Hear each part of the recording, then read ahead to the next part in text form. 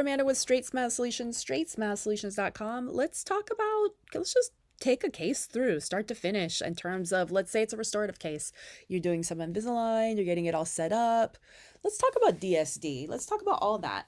How does it normally work? Let's say you are the dentist who's doing the ortho, but you're also doing the restorative, versus you're the dentist who's doing the ortho and you're not doing the restorative. That's how that would work for an orthodontist, right? I don't do the restorative, I just do the ortho. Then I have to communicate with my restorative dentist in terms of how they want things so that they can have the teeth lined up so that they can do the right restorative. So that means angulation, inclination, proclination, overjet, overbite, all the things they're going to want. So for example, these are small teeth, right? They're peg laterals-ish. Probably this case had a choice of either closing all the spaces and doing lower IPR, assuming it was a class 1 case, or maybe they're just closing the gaps, 8 and 9, upper 1s, hopefully doing a frenectomy, and they're restoring 7 and 10. That would probably be the best, or upper 2s. So let's go about that. Let's talk about a case where this is pretty simple because there's no temporaries, but let's talk about this. Let's talk about a case where the patient is getting composites on 7 and 10, which might be different from someone who's an implant, but we're just going to talk about composites on 7 and 10. How would this work? How would you do this if I was the dentist doing everything versus the dentist only doing the ortho and then referring out for the restorations? So obviously, before I even made that plan, I knew that there was 2 plans, right? There's one that had IPR and the one that had restorations.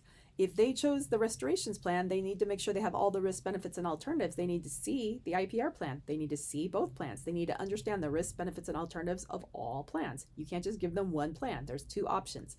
If you are not willing to do both options in your office, then you need to let them know in writing that there still are 2 options and that you're only offering one option. You're kind of getting what I'm getting at. This is part of doing any ortho case. Even if you're not going to do the best option, only if you're only offering some options, you have to let them know there are more than one option.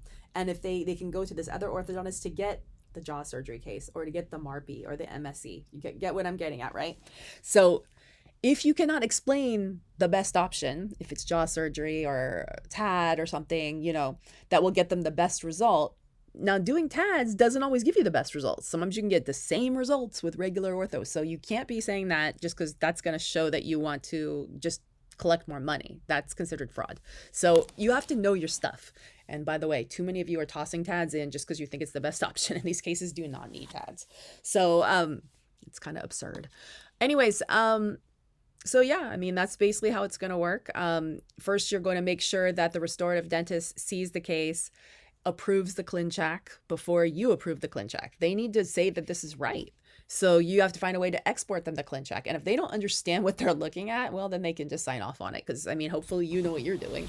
If they can't tell you, I need this, I need that. Because what often happens is that you do the work, they say, okay. And then 6 months later, when they're ready for the restos, they're like, oh, I need you to redo this. Yeah.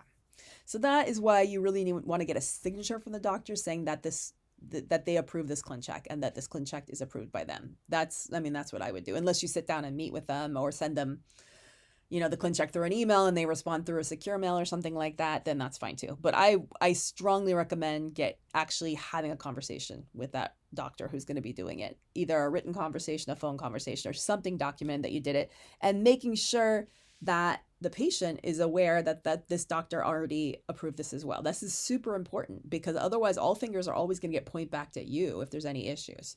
So you want to not rush that process. You want to make sure the doctor signs off on it. You know what I mean by sign off. They approve it one way or another.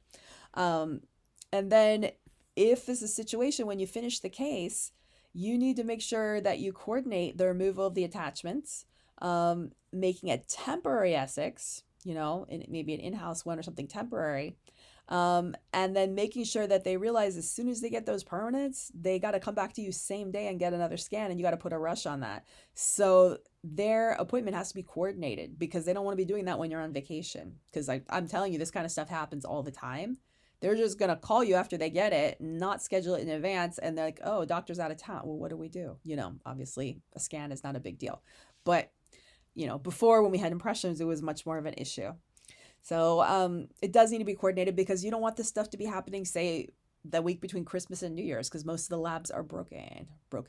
They're down, they're closed.